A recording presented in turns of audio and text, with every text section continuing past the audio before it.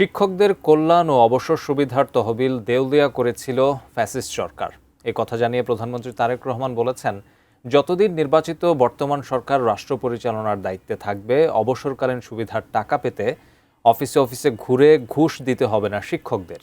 অবসরপ্রাপ্ত শিক্ষকরা ঘরে বসেই অনলাইনেই তাদের পাওনা টাকা পাবেন। দীর্ঘ ৪ বছর অপেক্ষার পর অবসরকালীন সুবিধার অর্থ পেতে শুরু করেছেন দেশের বেসরকারি স্কুল, কলেজ ও মাদ্রাসার অবসরপ্রাপ্ত শিক্ষক শিক্ষিকারা। রাজধানীর ওসমানী স্মৃতি মিলনায়তনে শনিবার সকালে বেসরকারি শিক্ষক কর্মচারীদের অবসর ও কল্যাণ সুবিধার অর্থ প্রদান কার্যক্রমের উদ্বোধন করেন প্রধানমন্ত্রী তারেক রহমান। দেশের ৬৪ জেলায় একযোগে সংশ্লিষ্ট শিক্ষকদের ব্যাংক হিসেবে পাঠানো হচ্ছে এই অর্থ, যেখানে মোট সুবিধাভোগী ৭০,১১৯ জন। বরাদ্দ দেওয়া হয়েছে ২,০৩৫ কোটি ৮৬ লাখ টাকা, যার মধ্য দিয়ে ২০২২ সালের পর দুটি ফান্ডে জমানো টাকার বড় অংশ ফেরত দেওয়া হলো। মাননীয় প্রধানমন্ত্রী, বেসরকারি শিক্ষা প্রতিষ্ঠান, শিক্ষক ও কর্মচারী কল্যাণ ট্রাস্ট এবং অবসর সুবিধা বোর্ড, এই দুই তহবিলে দীর্ঘদিন ধরে নিজেদের বেতন থেকে অর্থ জমা দিয়ে আসছেন শিক্ষক কর্মচারীরা।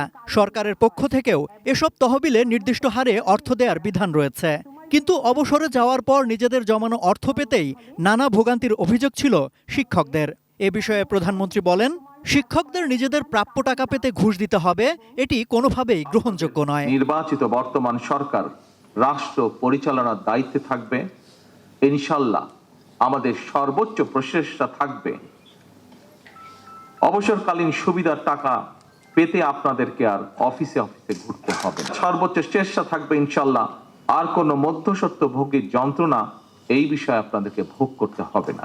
প্রধানমন্ত্রী বলেন, ফ্যাসিস্ট সরকারের সময়ে ব্যাংক, বিমা সহ বিভিন্ন খাতে লুটপাটের পাশাপাশি শিক্ষকদের কল্যাণে গঠিত এই দুই তহবিলও ক্ষতিগ্রস্ত হয়েছে। তহবিল দুটিকে প্রায় দেউলিয়া করে দেওয়া হয়েছে বলেও অভিযোগ করেন তিনি। পতিত পরাজিত বিতাড়িত ফ্যাসিবাদী সরকার জাল ইন্ডেক্স তৈরি, লুটপাটের সুযোগ তৈরি করতে শিক্ষকদের কল্যাণ তহবিল থেকে অর্থ দুর্বল ব্যাংকে সরিয়ে নেওয়া এবং প্রযুক্তিগত অবকাঠামোকে ধ্বংস করার মাধ্যমে এই তহবিল দুটিকে প্রায় দেউলিয়া করে ফেলা হয়েছিল। ফ্যাসিবাদী চক্রের লুটপাটের কারণে অবসরপ্রাপ্ত শিক্ষক শিক্ষিকাগণ ২০২২ সাল থেকে এই তহবিল হতে কোনো টাকাই পাচ্ছিলেন না। বর্তমান সরকার রাষ্ট্র পরিচালনার দায়িত্বে আসার পর অবসরপ্রাপ্ত শিক্ষক শিক্ষিকাদেরকে অবসরকালীন সুবিধার টাকা দেওয়ার সিদ্ধান্ত গ্রহণ করে। তহবিল দুটিতে পর্যাপ্ত অর্থ না থাকায় বিশেষ ব্যবস্থায় এককালীন অর্থ বরাদ্দ করে সরকার। কল্যাণ ট্রাস্টের সুবিধাপ্রাপ্ত আবেদনগুলো যাচাই বাছাই করে পাওনা অর্থ সরাসরি পাঠানো হচ্ছে সুবিধাভোগীদের ব্যাংক হিসাবে।